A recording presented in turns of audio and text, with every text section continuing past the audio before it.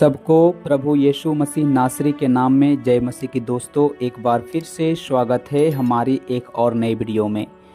मेरे मसीह भाई और बहनों, आज हम जिस विषय पर बात करने वाले हैं, जिस विषय पर आज हम चर्चा करेंगे, उस विषय का नाम है कि क्या जो हम चर्च जा रहे हैं तो क्या हमारे जीवन में बदलाव हो रहा है। आज बहुत सारे लोग जो हैं चर्च जा रहे हैं और आज हम इसी विषय पर बात करेंगे कि हम चर्च तो जा ही रहे हैं, लेकिन हमारे जीवन में बदलाव क्यों नहीं हो रहा है। क्यों हम आज भी अपने पुराने स्वभाव में चल रहे हैं।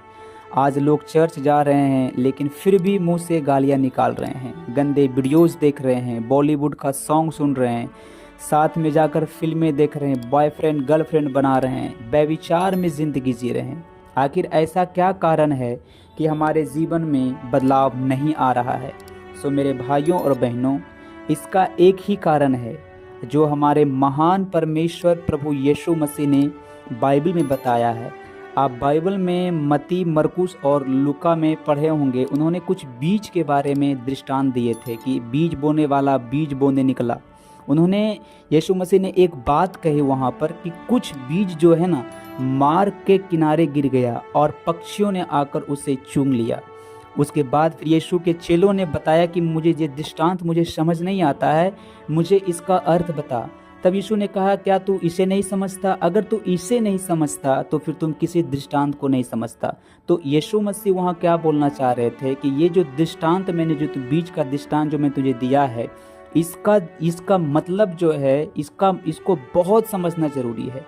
तो फिर यीशु मसीह ने अपने चेलों को इसका अर्थ बताया। यीशु मसीह ने पहला बीज के बारे में कहा कि कुछ बीज जो है मार्ग के किनारे गिर गए और पक्षियों ने आकर उसे चुन लिया। जिसका अर्थ यीशु मसीह ने बताया कि ये वे लोग हैं जो वचन को सुनते हैं, लेकिन शैतान जो है तुरंत आकर इनके जीवन से वचन को चुरा ले जाता है और इनके जीवन में कोई फल नहीं आता। मेरे भाइयों और बहनों, आप मार्ग के किनारे देखते हैं। आप मार्ग के किनारे क्या देखते हैं?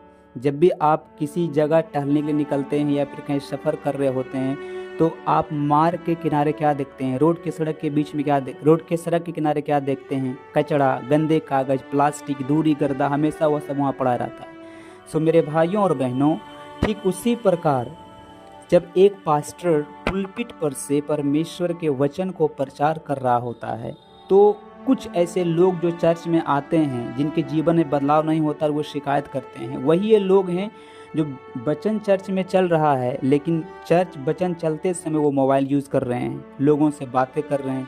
कुछ लोगों का मन यहाँ से वहाँ है। अब चर्च में कोई लोग उठ गया, अब सभी लोग उसी को देखने लगे। शैतान उनके मन को डाइवर्ट कर देता है और वो समझ नहीं पाते हैं। और यही उनके साथ अगले संडे होता है, फिर अगले संडे होता है और फिर अगले संडे होता है। और वे शैतान की डाइवर्ट करने वाले जो मन है, आत्मा जो उसके अंदर काम कर रहा होता है, वो समझ नहीं पाते हैं। कुछ लोग यहाँ देखेंगे, कुछ लोग वहाँ देखेंगे, लेकिन वचन को नहीं सुनेंगे, मोबाइल में बिजी रहेंगे और बहुत कुछ करेंगे, लेकिन चर्च में जाते हुए भी चर्च में नहीं हो पाते हैं, ना इनका ध्यान उस पर होता है। क्यों? क्योंकि वे वचन को कचड़े के समान समझते हैं, वे वचन को कचड़े के डिब्बे के समान समझते हैं, वचन को हल्के में ले रहे होते हैं, वचन के प्रति सीरियस नहीं होते हैं। और यही मुख्य कारण है कि हमारे जीवन में परमेश्वर की ओर से कोई बदलाव नहीं होता। यदि आप और हम 50 वर्ष तक चर्च जाते रहे और परमेश्वर के वचन को हल्के में लेते हैं, उसके वचन के प्रति हम सीरियस नहीं होते हैं और ना ही उसके वचन का हमारे जीवन में कोई आदर होता है, हमारे जीवन में कभी बदलाव नहीं आएगा। जब तक हम अपनी ढीठ मन पर चलते रहेंगे, हमारे जीवन में कभी बदलाव नहीं आएगा।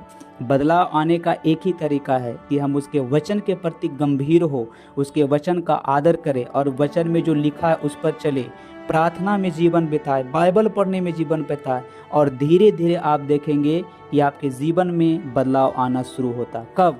जब आप परमेश्वर के वचन को गंभीर लेंगे, जब आप परमेश्वर के वचन को सीरियस रूप में लेंगे, तब परमेश्वर आपके अंदर काम करना स्टार्ट करेगा।